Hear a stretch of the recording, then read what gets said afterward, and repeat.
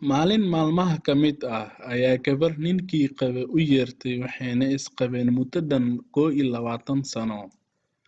Waxayna ku tiri walaalow ma hal mar xitaa booqatid ama martiqaadid. Wuu yaabay wuxuuna ku yiri kuma fahmin. Iyadoo dhoola cadeynaysa waxay ku tiri goormee kugu dambeysay aad hooyo booqatid. Wuxuu dhahay wallaahi waa runtaa waaba hilmaama hooyo. 20 sano maanan is arkin.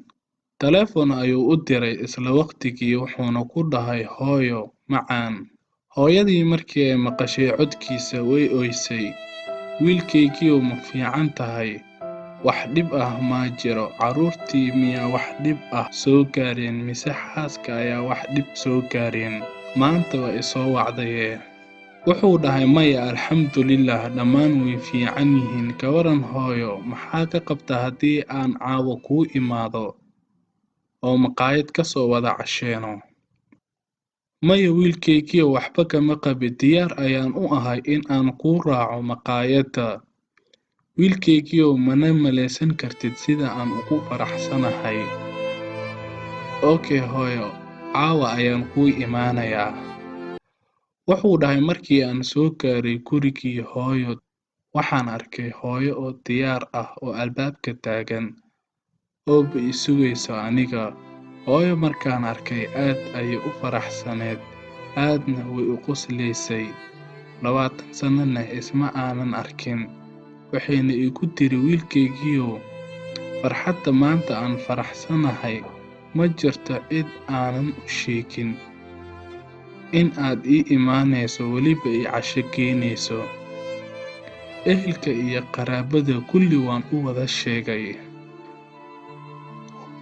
Wuxuu dhahay markaan maqaayadda gaarnay waxaan ka sheekaysanay yaraanteedii iyo sidii aan ahaan jiray. Waxaan aad ula yaabay markii ay ii sheegtay dharka ay xiran tahay inuu yahay dharkii ugu dambeeyay ee aabbo u gaday inta uusan dhiman 19 sano ka hor. Ilaa waagaas ma aysan xiranin. Farxadda maanta iyo sugitaankayga ayayna u soo xiratay. Maanta waxay ahayd maalmaha na soo maro maalintii noogu farxadda badneed aniga iyo hooyo. Hooyo markii aan guriga ku soo laabanay ayaan ku dhahay ka waran hooyo haddii aan maalin kale ballanno oo maqaayaddii ka soo wada casheeno. Intee faraxday iguna tiri waa okay laakiin markaan anaa bixinayo lacagta cashada. Okay ayaan ku dhahay waana ka soo tegay. Maalmo kadib waxaa ku mashquulay shaqadeydii. Sugitaankayga ayaa ku dheeraaday hooyo wayna xanuunsatay. Xanuunkii ayaa ku siyaaday. Anna intaas kama warqabin. Waxaa ku mashquulsanaa shaqadeydii. Hooyo xanuunkii ayay u geeriyootay.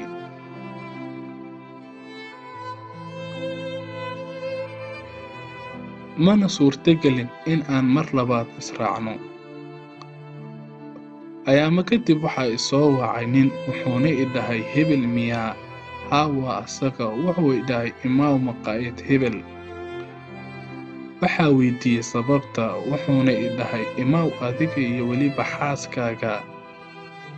Waxaa la idinka bixiyey casho hal habeen ah. Waxaa ku qorantihiin habeenkaas ee imaada. Lacagtii cashadana waa la bixiyey. Waan yaabay waxaan dhahay khayr insha Allah. Maqaayadda markaan imid aniga iyo xaaska waxaa lii dhiibay warqad ay ku qoran tahay magaca hooyaday inay bixisay lacagta cashada aniga iyo xaaskayga. Warqadda waxaa ku qorneed waan ogaa in aanan soo xaadiri karin maqaayadda si aan u wada casheeno balse sidii aan ku ballannay waxay ahayd in aan bixiyo lacagta laakiin booskayga waxaan geliyey xaaskaaga. Wuxuu dhahay markaan aqriyay warqaddii aad baan u ooyay. Aaway jacaylkii hooyo, aaway baarninimadii. Hooyo anoo yahay i soo tacabtay. Marka aan weynaaday waan ka dheeraaday oo waxaan ku mashquulay shaqo iyo adduun. 21 sanana hooyo ismaanan arkin.